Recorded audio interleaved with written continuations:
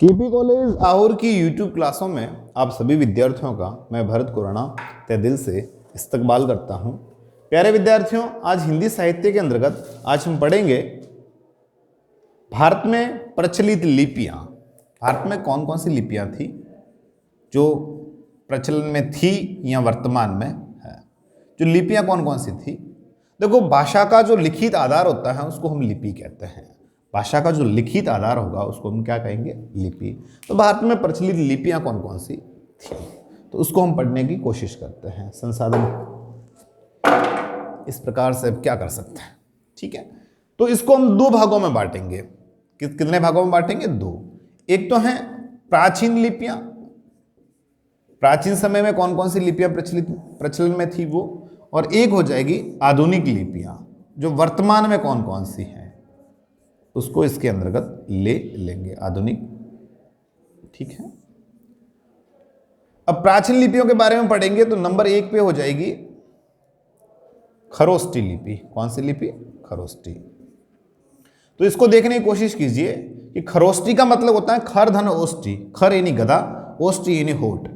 गधे के होठ जैसी, गधे के होठ के समान। सबने अलग अलग मत दिए, ठीक है। डॉक्टर भोलानाथ तिवारी ने ये कहा। किसने कहा? डॉक्टर भोलानाथ तिवारी ने।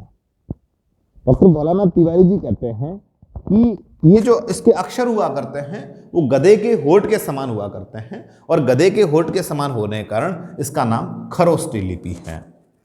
और कोई ये कहते हैं कि ये विशुद्ध भारतीय है। देखो, अलग अलग मत आए हैं। विशुद्ध भारतीय होने के कारण इसको खरोष्टी कहा गया। और किसी का मत ये था कि ये जो अरेमाइक करके है और अरेमाइक से संबंधित होने के कारण इसका नाम है वो खरोष्टी पड़ा। तो प्राचीन लिपि के अंतर्गत आ जाएगी, एक नाम हो जाएगा खरोष्टी लिपि का।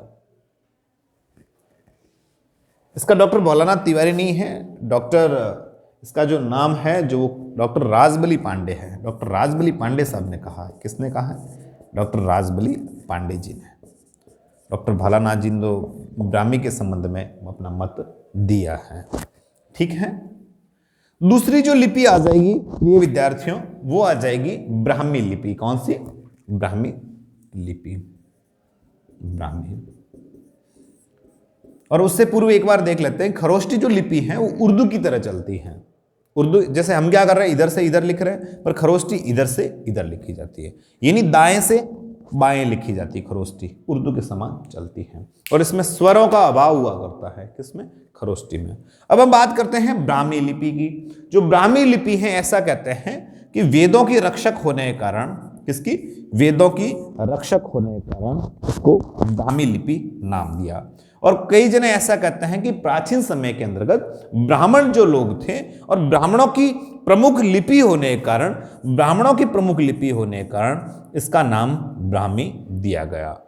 और किसी किसी का ऐसा मत है कि जो भगवान ब्रह्मा है और ब्रह्मा के जो लिखे गए सूत्रों का जो संकलन इस लिपि के द्वारा हुआ, इसलिए इसका नाम ब्राह्मी लिपि रखा गया। तो प्राचीन लिपियों के अंतर्गत आ जाएगा एक तो खरोष्टी, और दूसरा नाम आ जाएगा वो हो जाएगा ब्राह्मी। अब हम बात करेंगे तो तीसरी लिपि है, वो है गुप्त लिपि। कौन सी है? गुप्त लिपि। जो गुप्त लिपि है प्यारे विद्यार्थियों, इसका प्रचलन गुप्त काल में आया। कौन से में? गुप्त काल। जिसमें आपने नाम सुना होगा श्रीगुप्त, घटोत्कच, समुद्रगुप्त, चंद्रगुप्त, वो वाला। तो गुप्त काल में इस जो लिपि का है वो प्रचार प्रसार हुआ। 4वीं या 5वीं शताब्दी कह सकते हैं, वहां से इसकी शुरुआत हुई। और गुप्त सामंतों ने, गुप्त शासकों ने इस लिपि का वैभव और बढ़ाया। तो ये प्राचीन लिपि के अंतर्गत आ जाएगी गुप्त लिपि। अगली है कुटिल लिपि। कौन सी? कुटिल लिपि। थोड़ा इधर लिख देते हैं, कुटिल। वैसे कुटिल का मतलब होता है टेढ़ा। कुटिल का मतलब क्या होता है? टेढ़ा। और थोड़ा और विशद रूप से देखें इसको तो कुटिल का मतलब होता है टेढ़ा मेढ़ा। और अपनी जो लैंग्वेज में बात करेंगे तो कुटिल का मतलब होता है नीच आदमी, है ना। नीच आदमी जाति के आधार पर नहीं होता, अपने कर्मों के आधार पर होता है। ऐसा व्यक्ति जो अंदर से अंदर किसी का कान भरते रहता है, उधर की उधर, इधर की उधर, है ना, और उसको कुटिल बोलते हैं, है ना, गया बीता आदमी। तो कुटिल का मतलब होता है टेढ़ा, हिंदी में क्या होता है, टेढ़ा। तो इस लिपि के अंदर की, इस लिपि की जो मात्राएं होती है वो मात्राएं टेढ़ी हुआ करती हैं। कैसी हुआ करती हैं, टेढ़ी मात्रा होती हैं, और टेढ़ी मात्रा होने के कारण इस लिपि को कुटिल लिपि कहा गया। अगली लिपि हो जाएगी प्राचीन नागरी लिपि। कौन सी है, प्राचीन नागरी लिपि। और उससे पूर्व बता दूं कि जो कुटिल लिपि का विकास है वो गुप्त लिपि से हुआ, इस लिपि से कुटिल का विकास हुआ। प्राचीन नागरी ये दक्षिण भारत में खूब चली, किधर, दक्षिण भारत में, ठीक है। और इसी से देवनागरी का भी विकास हुआ, किसका, देवनागरी लिपि का, जिसको अभी हम इस अक्षरों में जो लिख रहे हैं वो देवनागरी का भी विकास हुआ, दक्षिण भारत में खूब चली। और दूसरी इसकी विशेषता यह है प्राचीन देवनागरी की कि इसको नंदी नागरी भी कहा गया। प्राचीन नागरी लिपि को किस नाम से जाना गया, नंदी नागरी, नंदी नागरी के नाम से भी इसको जाना गया। किसको, प्राचीन नागरी लिपि को। और ये विस्तृत पैमाने पर एक विस्तृत भूभाग में इसको बोला गया, और इसी लिपि से देवनागरी, गुजराती और महाजनी, महाराष्ट्री, जिसको बोल सकते हैं मराठी, इन लिपियों का इससे विकास हुआ, इसका विकास हुआ। तो हम जो पढ़ रहे हैं भारत की लिपियां, और उसके अंदर से हमने दो पार्ट बनाए, एक तो प्राचीन और एक आधुनिक। और प्राचीन के अंतर्गत हमने देखा कि एक तो है खरोष्टी लिपि, दूसरी है ब्राह्मी लिपि, तीसरी है गुप्त लिपि, चौथी है कुटिल लिपि, पांचवी है प्राचीन नागरी लिपि, और छठवीं जो हो जाएगी वो हो जाएगी शारदा लिपि। कौन सी हो जाएगी, शारदा लिपि। और ये पुरानी लिपियों के अंतर्गत हो जाएगी शारदा लिपि। प्यारे विद्यार्थियों, शारदा है जो कश्मीर की अधिष्ठात्री देवी हैं। कहाँ की हैं, कश्मीर की। और कश्मीर की अधिष्ठात्री देवी होने के कारण शारदा नाम रखा गया इस लिपि का। और ये कश्मीर में आमतौर पर चली, कहाँ पर, कश्मीर में। और हिमाचल प्रदेश, पंजाब जैसे लहंदा वगैरह हैं, लहंदा जो लिपि है उसका उद्भव और विकास इस शारदा से हुआ। कहाँ से हुआ, इस शारदा लिपि से। तो शारदा लिपि प्रमुख रूप से कश्मीर में तैयार हुई और वहां पे फली फूली, ठीक है साहब। और गुरुमुखी है वो भी शारदा का भाग है। तो अब हमने पढ़ा प्राचीन लिपियां, और फिर एक नजर डालते हैं आधुनिक लिपियों के ऊपर, ठीक है। देखते हैं आधुनिक लिपियां कौन कौन सी हैं। भारत में जो वर्तमान में चलने वाली आधुनिक लिपियां हैं, आधुनिक लिपियां कौन कौन सी हैं, तो देखते हैं आधुनिक लिपियां।